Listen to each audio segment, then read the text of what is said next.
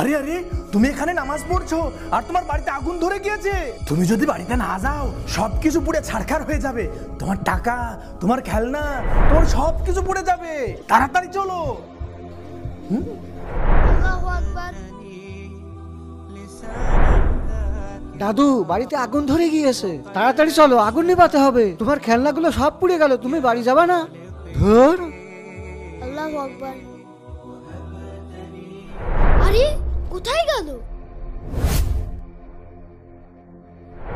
আরে আপনারা, আমি যখন নামাজে দাঁড়িয়েছিলাম আপনারা কি ডাকতে এসেছিলেন? হ্যাঁ, তোমাকে বারবার বললাম তোমার বাড়িতে আগুন ধরে গিয়েছে, তোমার টাকা পয়সা পুড়ে যাচ্ছে, তোমার খেলনা পুড়ে যাচ্ছে, তারপরে তুমি কিছুই মনে করলে না কেন? এখন আর যে লাভ নেই, সবকিছু পুড়িয়ে ছাই হয়ে গেছে।